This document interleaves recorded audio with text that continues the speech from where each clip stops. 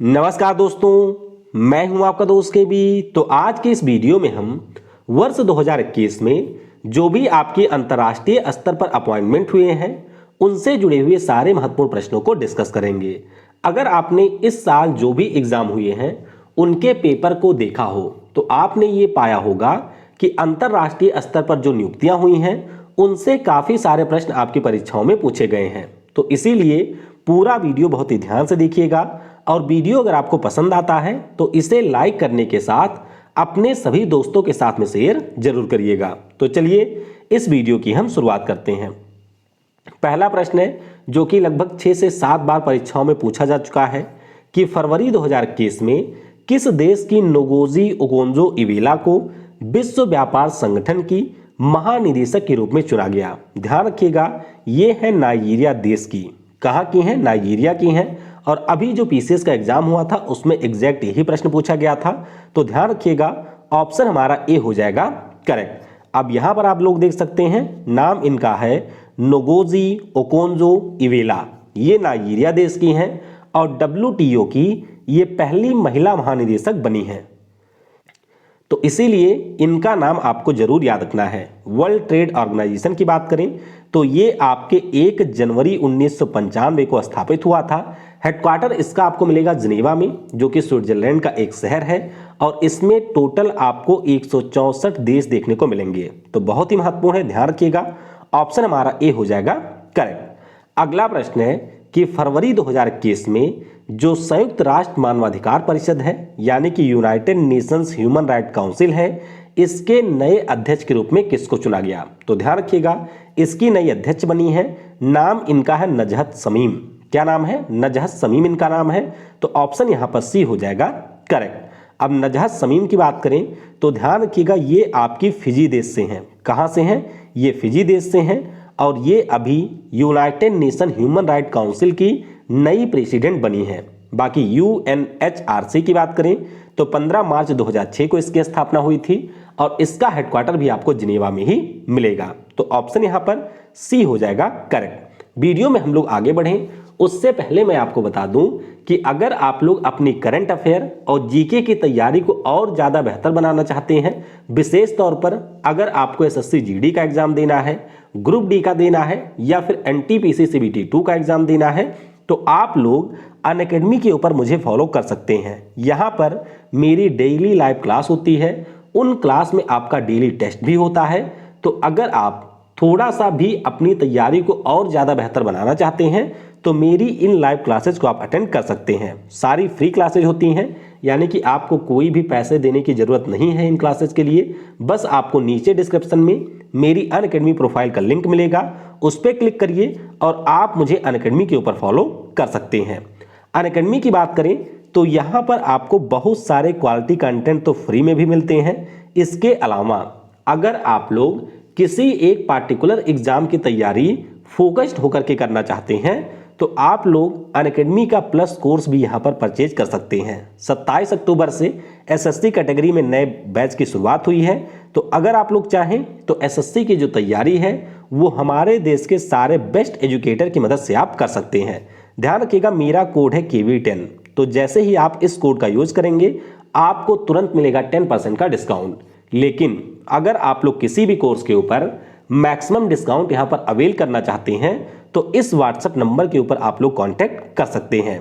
Live class में एक नया फीचर भी ऐड हुआ है, यानी कि अगर मान लीजिए क्लास चल रही है और आप प्लस के मेंबर हैं तो आप वहां पर रेज हैंड का ऑप्शन यूज कर सकते हैं और इसके माध्यम से डायरेक्टली आप क्लास के दौरान ही टीचर से बात कर सकते हैं। तो ये फैसिलिटी अपने आप में यूनिक है, तो इसका भी लाभ आप लोग उठा सकते हैं।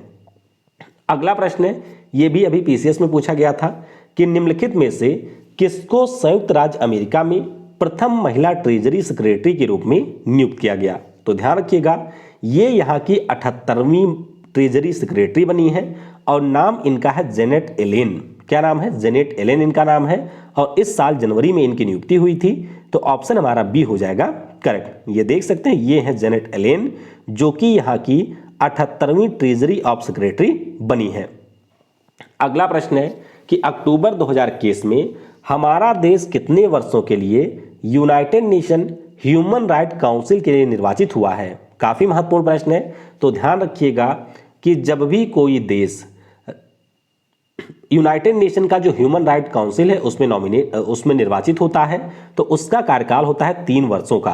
तो ध्यान रखिएगा ऑप्शन यहां पर सी हो जाएगा करेक्ट। तो भारत यहां पर 6ठी बार इसके लिए नॉमिनेट हुआ है और अब भारत हमारा अगले साल यानी कि 2022 से 2024 तक इसका रहेगा मेंबर। ध्यान रखिएगा ऑप्शन हमारा सी होगा करेक्ट।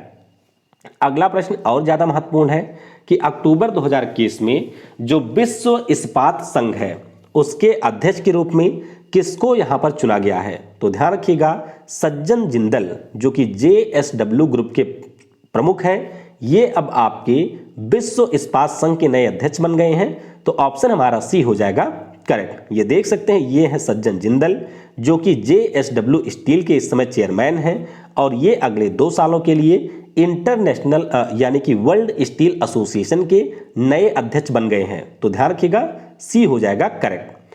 अगला प्रश्न है कि सितंबर 2021 में किसे Asian organisation of supreme institutions का अध्यक्ष चुना गया? तो ध्यान रखिएगा यहां पर इसके अध्यक्ष बने हैं हमारे जो वर्तमान में कैग हैं यानी कि गिरीश चंद्र मुर्मू इसके नए अध्यक्ष बन गए हैं।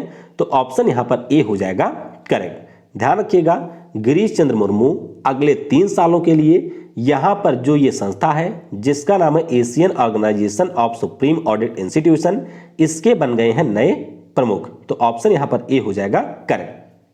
अगला प्रश्न है कि यूनाइटेड नेशन जनरल असेंबली की जो 76वीं महासभा है उसमें किसको SDG अधिवक्ता के रूप में नियुक्त किया गया? काफी महत्वपूर्ण प्रश्न है क्योंकि इस पद पर नियुक्त हुए हैं हमारे देश के कैलाश सत्यार्थी। कौन हुए हैं? कैलाश सत्यार्थी हुए हैं। तो ऑप्शन यहां पर बी हो जाएगा करेक्ट। ये देख सकते हैं कैलाश सत्यार्थी जो कि 2014 में अपने बचपन बचाओ आंदोलन के लिए नोबेल पुरस्कार भी जीत चुके हैं शांति में, इनको अभी SDG अधिवक्ता बना दिया गया है संयुक्त राष्ट्र के द्वारा। तो ऑप्शन यहां पर बी होगा करेक्ट। अगला प्रश्न है कि 2025 तक के लिए थॉमस बच को किस खेल संगठन के अध्यक्ष के पद पर पुनः चुना गया? काफी महत्वपूर्ण प्रश्न है और ये इस साल CGL में पूछा भी जा चुका है। ध्यान रखिएगा ये बन गए हैं इंटरनेशनल ओलंपिक कमेटी के, किसके? अंतरराष्ट्रीय ओलंपिक संघ के ये एक बार फिर से अध्यक्ष चुन लिए गए हैं। तो ऑप्शन हमारा सी हो जाएगा करेक्ट। अब अंतरराष्ट्रीय ओलंपिक कमेटी की बात करें तो ध्यान रखिएगा इसकी स्थापना 23 जून 1894 को हुई थी। मुख्यालय इसका आपको स्विट्जरलैंड के लोजेन में देखने को मिलेगा। तो ऑप्शन यहां पर सी यानी कि IOC होगा करेक्ट। अगला प्रश्न है कि चैंपियंस एंड वेटरन समिति का अध्यक्ष निम्न में से किसे नियुक्त किया गया? तो ये बनी है हमारे देश की MC मैरी कॉम। कौन? हमारे देश की जो MC मैरी कॉम है जो मणिपुर राज्य की बॉक्सर हैं, इनको यहां पर चैंपियंस एंड वेटरन समिति का नया अध्यक्ष बना दिया गया है। तो ऑप्शन हमारा ए हो जाएगा करेक्ट। तो ध्यान रखिएगा ये जो चैंपियंस एंड वेटरन समिति है ये आपके आती है अंतरराष्ट्रीय मुक्केबाजी संघ के अंतर्गत और इन्होंने बना दिया है मैरी कॉम को इसका अध्यक्ष। तो ऑप्शन ए होगा करेक्ट। अगला प्रश्न है कि मई 2021 में जो बैडमिंटन वर्ल्ड फेडरेशन परिषद है इसके सदस्य के रूप में किसको चुना गया? तो असम राज्य के जो हमारे CM हैं नाम इनका है हेमंत बिस्वा शर्मा। ये अब आपके बैडमिंटन वर्ल्ड फेडरेशन परिषद के नए सदस्य बन गए हैं।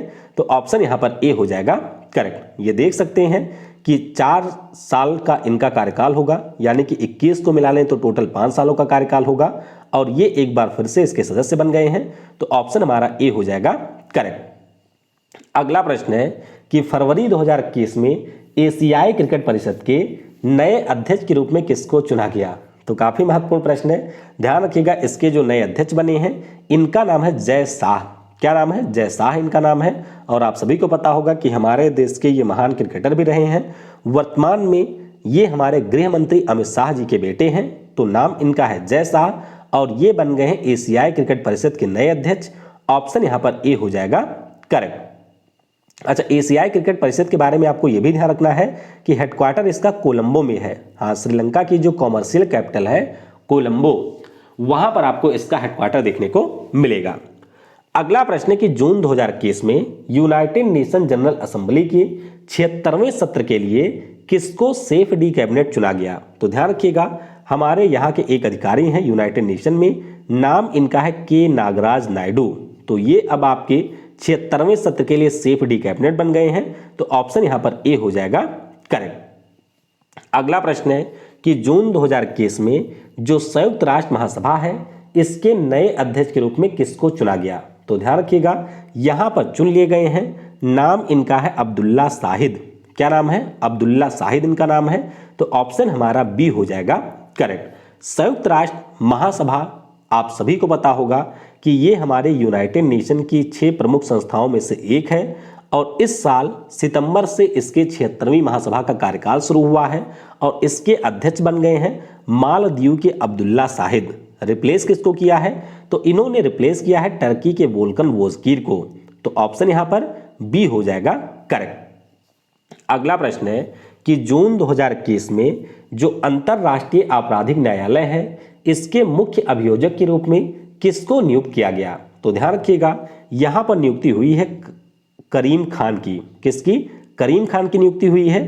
तो ऑप्शन ए हो जाएगा करेक्ट। आप सभी को पता होगा कि जो हमारा अंतरराष्ट्रीय आपराधिक न्यायालय है, इसका हेडक्वार्टर द हेग में है और इसी के नए जो प्रोसिक्यूटर बने हैं, इनका नाम है करीम खान और ये हैं ग्रेट ब्रिटेन से, पाकिस्तान से नहीं है जी, नहीं आपको लगे पाकिस्तान से है। तो ऑप्शन ए हो जाएगा करेक्ट। अगला प्रश्न है कि जून 2021 में माइक्रोसॉफ्ट ने किसको अपने नए अध्यक्ष के रूप में नियुक्त किया? तो माइक्रोसॉफ्ट ने यहां पर नियुक्ति कर दी है सत्या नाडेला की। किसकी हुई है? सत्या नाडेला की हुई है।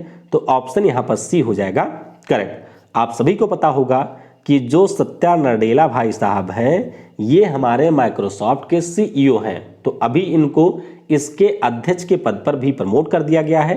तो ध्यान रखेंगे, ऑप्शन यहां पर सी हो जाएगा करेक्ट। अगला प्रश्न है कि मई 2021 में अंतरराष्ट्रीय नारकोटिक्स नियंत्रण बोर्ड के अध्यक्ष कौन चुने गए हैं? बहुत ही ज्यादा महत्वपूर्ण प्रश्न है ये, ध्यान रखिएगा। इसके जो नए अध्यक्ष बने हैं, उनका नाम है जगजीत पवाडिया। ये फीमेल है एक। तो ऑप्शन हमारा ए हो जाएगा करेक्ट। ये देख सकते हैं जगजीत पवाडिया इनका नाम है।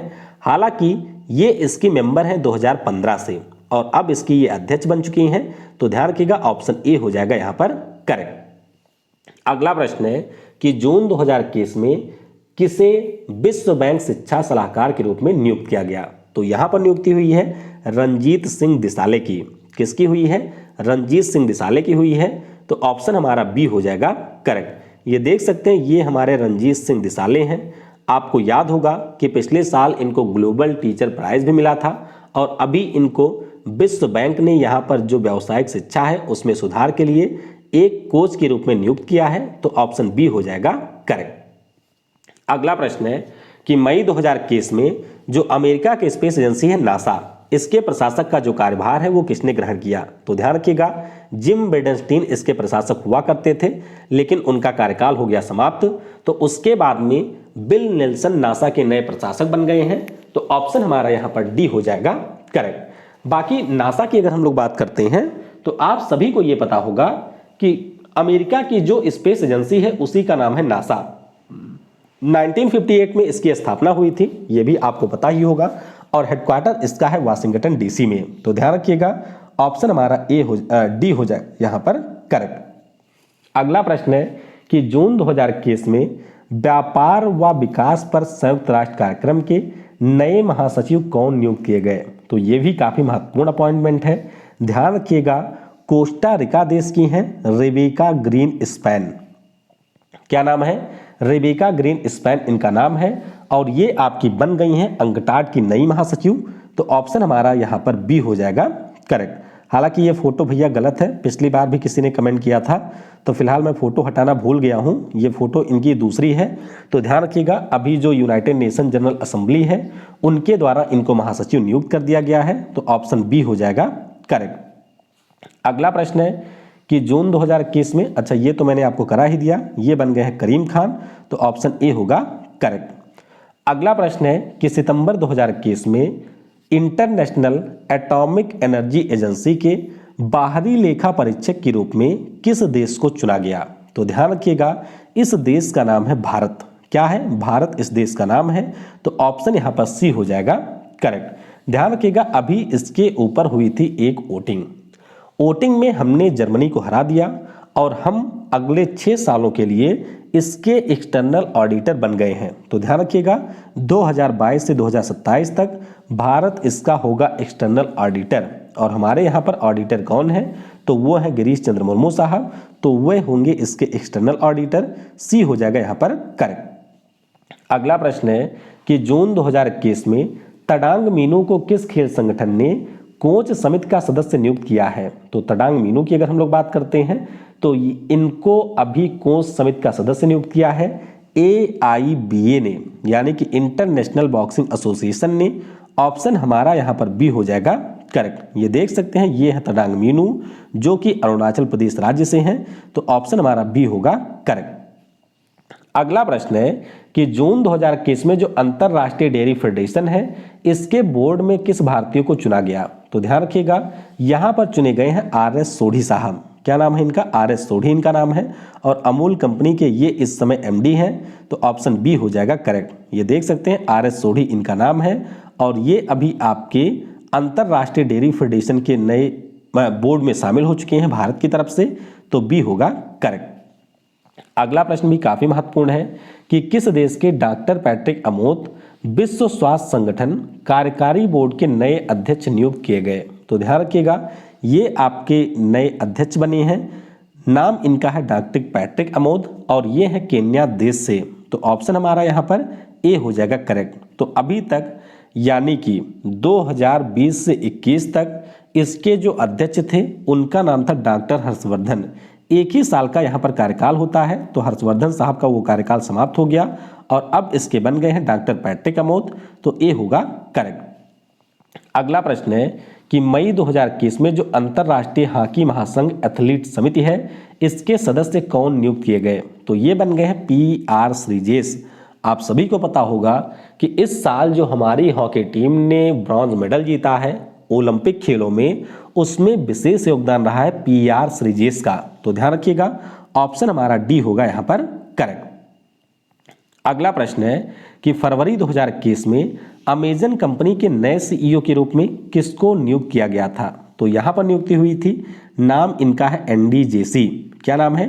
ND JC इनका नाम है। ऑप्शन यहाँ पर बी हो जाएगा करेक्ट। अमेजन कंपनी के बारे में आप सभी को पता होगा कि दुनिया के जो सबसे धनी व्यक्ति हैं जिनका नाम है जेफ बेजोस, उन्हीं की ये कंपनी है। तो 1994 में इन्होंने इस कंपनी की स्थापना कर दी थी। अभी तक CEO ये खुद ही हुआ करते थे, लेकिन फरवरी में इन्होंने घोषणा की कि ND जैसी नए CEO होंगे।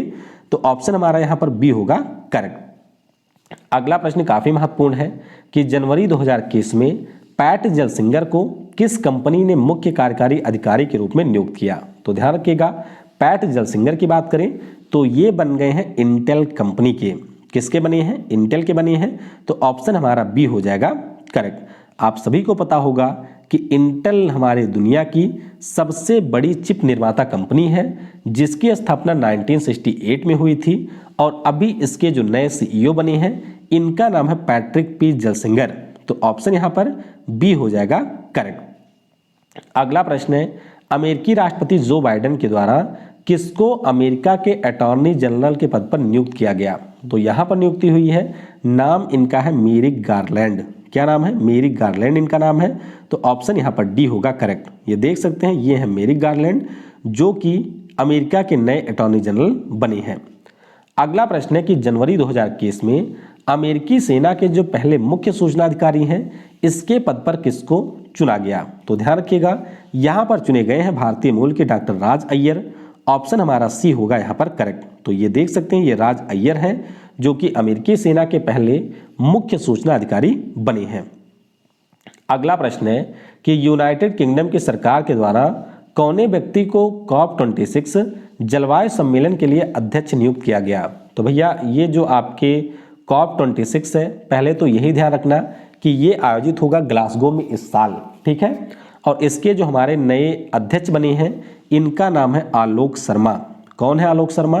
तो ये आपके यूके की सरकार में व्यापार मंत्री हैं। ऑप्शन हमारा सी होगा यहाँ पर करेक्ट। अगला प्रश्न है कि किस भारतीय मूल के वैज्ञानिक को नासा के कार्यवाहक चीफ ऑफ स्टाफ के रूप में नियुक्त किया गया था। तो ध्यान रखिएगा, इनकी नियुक्ति फरवरी में हुई थी कुछ समय के लिए, और नाम इनका है भव्या लाल। क्या नाम है? भव्या लाल इनका नाम है। तो भले ही कम समय के लिए इनकी नियुक्ति हुई थी, लेकिन हम लोगों के करंट अफेयर में ये जुड़ चुकी हैं। नाम इनका भव्या लाल है। ऑप्शन यहाँ पर बी होगा करेक्ट। अगला प्रश्न है कि जून 2021 में किस कंपनी ने परेश बी लाल को भारत के लिए शिकायत अधिकारी के पद पर नियुक्त किया? तो परेश बी लाल की बात करते हैं। इनकी नियुक्ति कर दी है यहाँ पर व्हाट्सएप ने। किसने किया है? व्हाट्सएप ने किया है।